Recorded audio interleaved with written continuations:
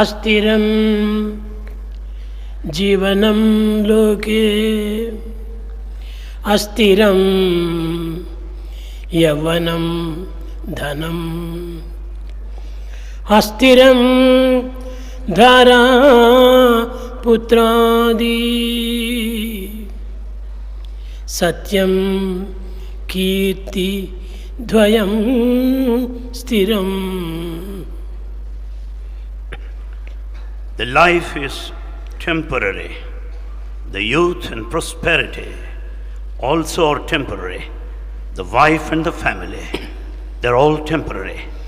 But two are permanent. Truth and good name are permanent. ప్రేమ స్వరూపులారా, Embodiments of love. దైవాన్ని నమ్మితే ఒక్క మాట పైన చెప్పిన అన్ని మాటలపైన దాన్ని నమ్మాలి.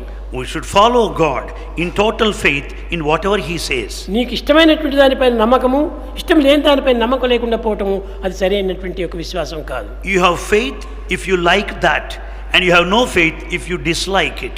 Is not proper. ఒక చిన్న ఉదాహరణ, A small example. ఒక 10 సంవత్సరముల పూర్వము 10 years before, ఒక పెద్ద మనిషి an elderly person Satsai Baba is God God God అని చెప్పాడు. declared that Satsai Baba is God, God. సత్సాయి బాబానే కాదు, ప్రతి జీవి ఎందుకు గాడ్ ఉన్నాడు. In fact, God is present in every individual. కానీ ఆ విధంగా చాటుతూ వచ్చారు. He went on declaring like that. తిరిగి తమ యొక్క అభిష్టమును కొంతవరకు విరుద్ధంగా మారేటప్పటికీ is not God, is not God అని చెప్పారు. The moment when his desires are not fulfilled, he said he is not God.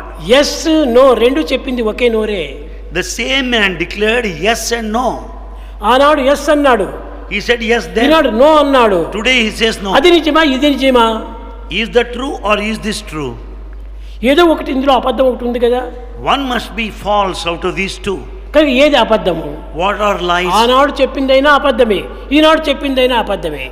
That which has been said then must have been blatant lie, or that what has been said ఇలాంటి now. రెండు పదములు చేరినటువంటి వానికి ఏ విధంగా భావించాలి? అది ఏ రాక్షస కృత్యం. The one who made contradictory statements is a demon. Yes అను వారికి ఎస్ అనురా, God says yes to those that say no అను yes. వారికి నో అనురా. If you say no, God says no. No ఎస్సులు నీ నోటికి కానీ సాయికి సర్వం yes yes yes. Yes, no belong to you, your declaration, your feeling, but to Sai God, everything is yes. నాకు అందరూ మంచివారే, To Bhagavan, all are good.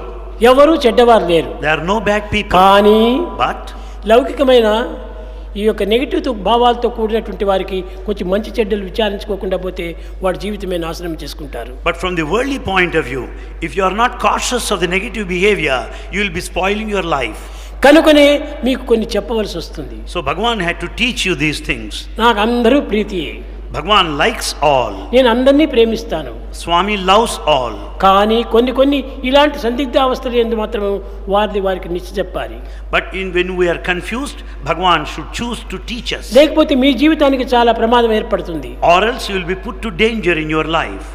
కనుక ఎవరెవరి డౌట్స్ వాళ్ళలో ఉండవచ్చును. You may have doubts.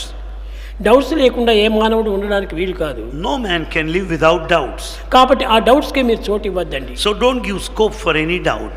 అది ఉండినంత వరకు కూడా నిన్ను అనేక విధంగా అశాంతికి గురి వచ్చేస్తుంది. The doubt in you will make you restless, agitated. ప్రేమను మీరు పెంచుకోండి. Develop love. ప్రేమ మీ హృదయం నిండుకు పెంచుకున్నప్పుడే When there is love in your సర్వము heart, ప్రేమమేమి, everything will be full of love. ఆ ప్రేమముని దగ్గర ద్వేషం అనేది ఉండదు.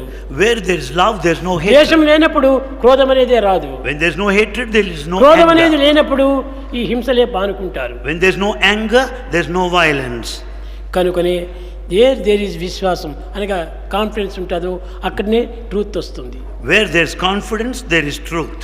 Wear there is truth, Where there is truth, there is peace. there is peace. Where there is peace, Where there is peace, there is bliss. there is bliss. Where there is bliss, Where there is bliss, there is God. there is God. కనుకనే మొట్టమొదటి విశ్వాసాన్ని పెంచుకోండి. So first, we should cultivate faith. ఆ విశ్వాసమే లేకున్నప్పుడు ఎంత ఉండి ఏం ప్రయోజనం? Without this faith, what for is the human life? అందరినీ నమ్ము, తప్పు లేదు. There's nothing wrong if you believe కానీ everybody. దైవ భావంతో నీవు విశ్వసించు. but have faith with the divine prompting. ఆ దైవభావంతో విశ్వసించినప్పుడు సర్వము నీకు దైవత్వంగానే కనిపిస్తుంది. With the spiritual promptings, everything would be divine. మనసులో ఒకటి, మాటలో మరొకటి. Thought without these three attributes. కనుక ఏనాడు ఈ మానవుడు త్రిగుణం నుంచి దూరం కాగలడు, ఆనాడే మాయకు దూరం కాగలడు. That day, when the human being away from the three attributes, he can aspire to be away from illusion. కనుక త్రిగుణాతీతమైనటువంటి యొక్క తత్వాన్ని గుర్తించుటకు త్రిగుణములను మనము రహితం గావించుకోవాలి. To understand the nature that is beyond the three attributes, we have to understand first those attributes. ఈ త్రిగుణముల నుండి మోహము ఆవిర్భవించుచున్నది. Out of these three attributes comes the attachment. ఈ మోహములకు మూల కారణము, మూలాధారము The basis for this attachment, ధనేషణ, ధారేషణ, పుత్రేషణ.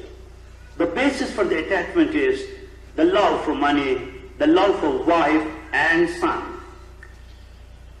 ఈ ఈశ్వరాత్రయములే మోహమును మరింత పెంచుతున్నది.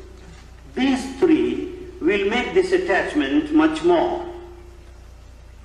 ఈశ్వరాత్రయములు మానవుడి యందు ఎంతెంత తగ్గును, దివ్యత్వమైన యొక్క మోహము అంతంత తగ్గిపోవు.